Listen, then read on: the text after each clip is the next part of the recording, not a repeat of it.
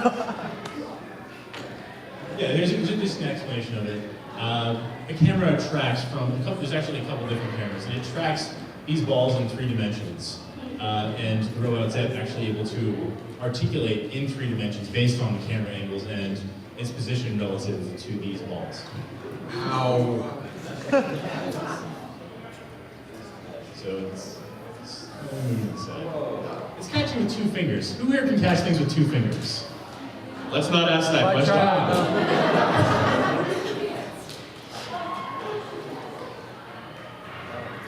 Who can catch things with 2 fingers from that far over?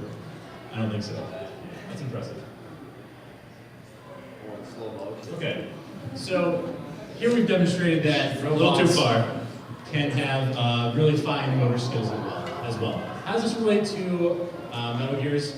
I think that drawing back from the artificial intelligence section, you could be able to say that, I don't know, maybe the Mark II could be possible. It wouldn't have maybe the stealth technology attached to it, but we saw that bipedal robots are feasible, without a doubt. So you could have like a little Mark II running around. Could you have geckos running around? That's a little bit of a different story.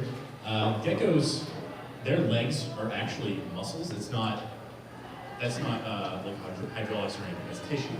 It's actually comes from ungulates, according to the Metal Gear Solid universe, whatever.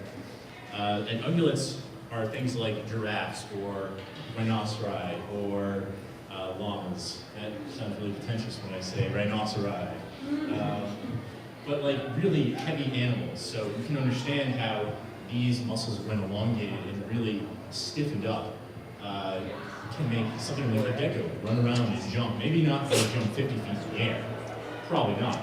But a giraffe jump 50 feet in the air. If we go a little bit into the future, this is 2014, a couple years from now, maybe artificial intelligence will be at the level of, say, a cat or a dog, or a pig or something like that. And that's really where the mental level of a gecko is. It's that an animal, it's able to track a target and understand and look kind of like a predator where a target could be. So I think the gecko is something that's really interesting, because that could be something that happens in the future. As for the Metal Gears themselves, I have to say I'm sorry, not really. They are just too huge, so enormous. There's a really important thing to consider when you're designing something. This is coming from mechanical engineering, and that is scale. When you scale something up, you need to reinforce it a whole bunch of times. You have something that's bipedal, and it's running off of joints that are as thin as Metal Gear Rex is or Metal Gear Ray. That's just not going to happen. Its legs are going to snap. If you actually manage to get a really nice material that's super strong and super stiff, then you might be able to have it walk around, but not like dashing things, or like in the Rex vs. Ray battle. I remember it was jumping like 100 feet in the air. Yeah. What? No, that's not how gravity works. No. So it's, unless you have some like really exotic material, you probably couldn't even move and run those things. So unfortunately, Metal Gears and Rex in general, not really. Let me see here. Okay, so I wish I had all day to talk about the weapons in Metal Gear, like the Tanegashima and the Sunlight Gun, obviously, things like that. You know, they don't exist. This right off the bat, I'm sorry to disappoint everybody. But some of the things that are interesting about Metal Gear's weapons are, show of hands, how many people played Snake Eater? Should be everyone in this room. Yeah, thank you. Okay. Not you! What? I know. So, this right here, this is from one of the starting cutscenes of the game, just after the Virtuous mission.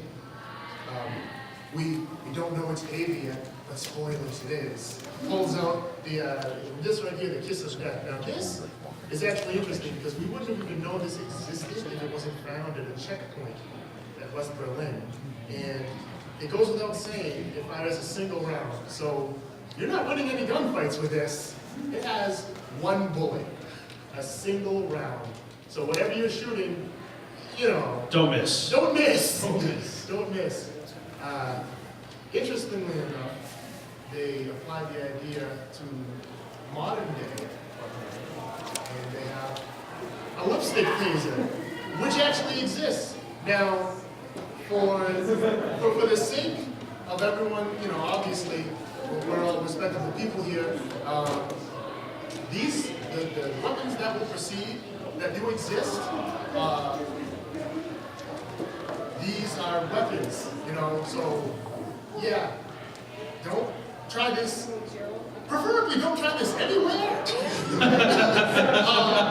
You know, but these are things that can hurt people.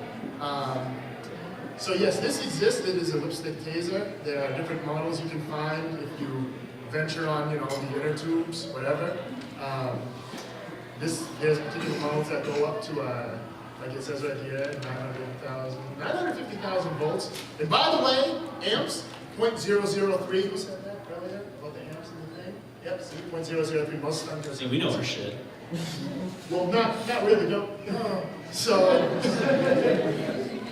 So this is interesting. I thought that was pretty cool. But the coolest thing, it's so cool, and like, you know, typically they would say, oh, these are trained professionals. I'm pretty sure none of these people are professionals.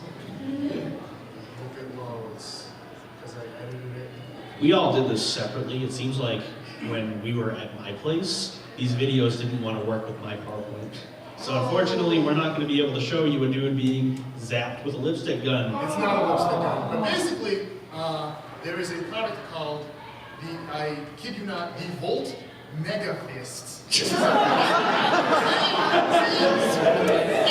it's honestly, well, hey, again, it is a weapon. So anyway, what it effectively is, and it's not this blurry picture. I'm just gonna skip this. What it